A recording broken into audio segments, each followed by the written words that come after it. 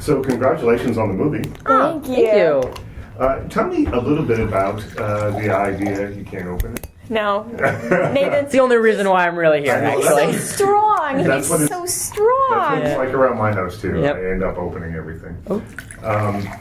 So tell me a little bit about working with Winter for a second time around, because I would not have imagined that you would have thought there'd be a sequel to this movie, only because it's based on a true story, and Oh, the that's story so- is kind of the story, and that's it, right? That's so true. I mean, let's think about it now. Like, is there ever been a sequel to a true story? Yeah, And have it be also true? right. It's pretty rare. Very rare.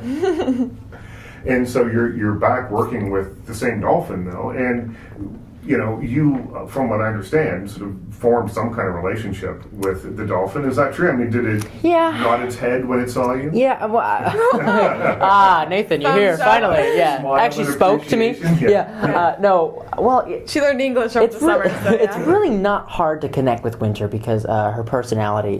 She's she's a social creature. They're dolphins.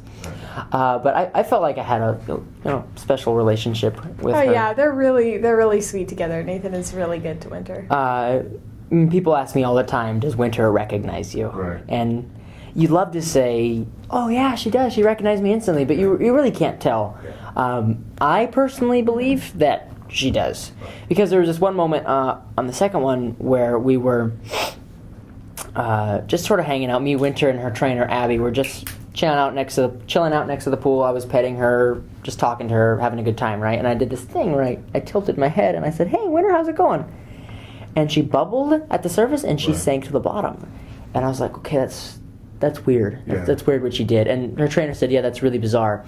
And she remembered that that was one of the behaviors that I gave her on the first one. And they haven't done that since the first one. So Right. that means she remembers me doing it Right. 3 years ago, which is really, really bizarre. Wow, that is crazy. Yeah, you do have to wonder. I mean, because they are such clever Yeah. creatures, right? Why can't they recognize Yeah. people? Yeah. Yeah. What's your relationship with them? I mean, you're obviously happy to see them again, but what's your Yeah. relationship? Well, it was amazing to actually get closer to them because if you think about it, my character really didn't get to go underwater and do those amazing sequences Right. until the second movie. So it was all almost a new experience. And Winter and Nathan were the veterans, and they taught me and Hope. They showed us the ropes. Right. All I did was teach you not to cover her blowhole, and she's fine. Right. Is I wouldn't have known that. I wouldn't have known that. Or Or yeah. Little things like that. Now, when we see you, because there's a lot more, as you said, in this film, Yeah. there's a lot more underwater stuff, and you're Yeah. swimming with them and doing all sorts of things. Is that all with actual dolphins, or are there... In the actual Puppets and pool, things. at the actual aquarium with the actual dolphins. There were a couple of shots that but I don't even think they made it in the movie that we had thought we would need to do CG, but I don't on the underwater sequences when I would cling to false hope. Yeah. Wow, that's very cool, because you would imagine, I mean, in these things, quite often, Jaws was just a big rubber shark. Yeah, exactly. Yeah, we had the great pleasure of working with the real actors in the movie and in the story. Yeah, that's interesting, right? So tell me a little bit about telling this story then, because it is based on a real story, and Yeah. you've got all the people you're shooting at the aquarium. Yeah. And the Winter and the movie, the first movie, really changed things for that aquarium. So now it's open on the weekends, so people can come have a look at the dolphins and things. But it's still primarily a research facility. So do you feel a responsibility to the people who work there to do justice to their story?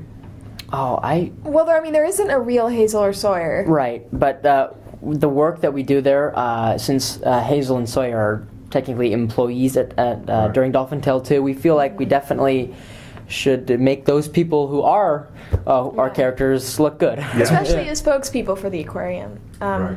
Yeah, we really like to publicize the incredible work that they do for the animals. Right. What's interesting about the second one, though, is when we're making the first one, we were thinking, we're playing other characters like Winter is, right? Or no, like Morgan Freeman, he plays the actual Dr. McCarthy. I didn't feel like I was playing any real character, just a made-up character. Right. But on the second one, and this is the really wild part, on the wrap party for the first one, that's when during the party, we got the was call rescued. that I've Hope heard was rescued. Is Yeah. this really true? This is really Yeah, true. it's 100% true. We weren't actually there with Hope, but we Right. were a part of when everyone was telling it. So it sort of feels like we were a little bit a part of. Right. And that's why The it's story of the second one. Yeah, it's ingenious writing on Charles Martin Smith's part, who was our director and writer too, and he lives in Canada. I know. But- I know him. Yeah. He's a good guy. Yeah, he is. Yeah, but because it mirrored the exact party that we had the real wrap party at the Island Way Grill. Right. The truck pulled up. Hope was really carried by hand up to the pool. Wow. Yeah. She was really lowered into the real pool, like the same pool that we shot in. It was incredible. I mean, Yeah. it was about as true to life as you could get without saying, you know, this is a wrap party for a movie, you know, which Yeah. would never fit into the story. Suddenly, Sawyer's the movie star. If And anyone can find that to fit into a story, that would be Charles. Yeah. Maybe the third one. Yeah, The exactly. dream sequence or Yeah, something. there we go. Yeah. Tell me a little bit about working with him. He's been, I remember seeing him in American Graffiti, Yeah. Untouchables, yeah. which is one Never of my Cry favorite Wolf. movies, Never Cry Yeah. Wolf, like in so many movies. And then as a director, he's made a number of things. I know him a little bit. He's a good guy. Tell me about working with him, because he comes at it from the point of view of both being an actor and a director. So it's And a gotta- writer, And a even. writer, Writer, as well. too. And so there's got to be a difference between him and maybe some other people you work with. It's definitely a lot easier because one, he was an actor, so he knows what we're going through during certain scenes, and also he's a writer, so he knows how to write really good, rich dialogue that makes sense, that people would actually say. So our jobs were a lot easier with Charles on set and being there with us and talking with us.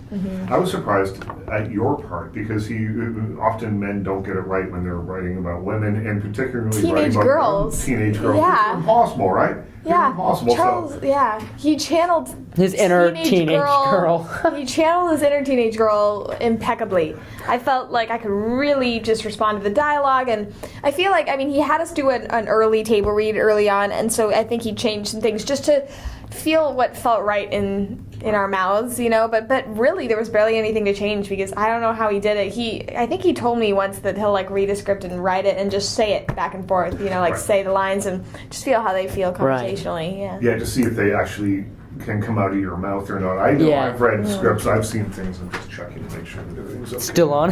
Yep, we're good. All right, here we go. Yay! But I've read scripts and things that, you know, you read it and you go, it's beautifully written, it's impossible to say. Oh yeah, It exactly. just does Some not things come look out of so your good mouth. on paper, and then when Yeah. you try to read them, you're like out loud, you're like, Yeah. And this movie, you're older in this film. You're 3 years older, I guess. Are you 3 Yeah. years older in the movie too? No. Yeah, we're 4 years older in the movie. And Yeah. 4 years older Yeah. in the movie. Technically, we're 4 years older now than we were when we were 12 when we shot the first one. We're 16 now that it's Yeah. coming out. Right.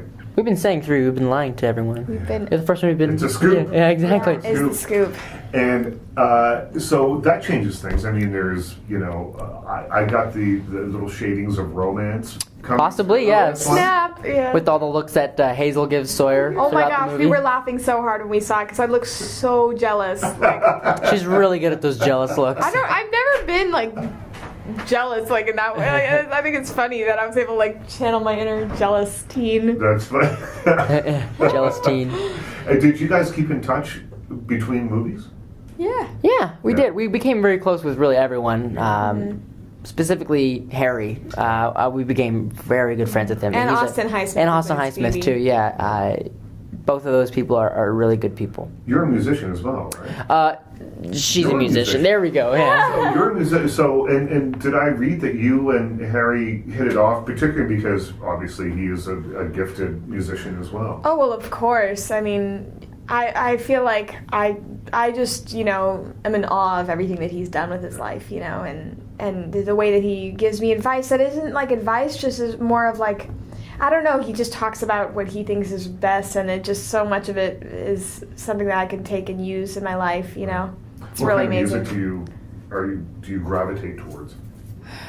Screamo rap, mostly. She listens to a lot of that. Although I do love to rap. My close friends call me MC Freckles. MC Freckles. Love to rap. But I even got, when I was in New York for the first time, I got a shirt that I had them custom graffiti MC Freckles. Right. Wow, that's funny. But anyway, Mostly indie music. Indie leaning toward pop sometimes. Sometimes it leans sort of in a Celtic route. I don't. It's just all me. What I was saying about my EP, which is coming out in the fall, is that it's going to be kind of like all the colors I like on my little palette, and they're all cozy, but they're all different colors. Right. And so. Yeah. So no Insane Clown Posse, or maybe a little bit. No. I can pretty much guarantee there's going to be no Insane Clown Posse. But the fans want it, though. The Cozi. fans want that. Yeah, they're begging for it. The fans Yeah. are going to have to find their clowns somewhere else.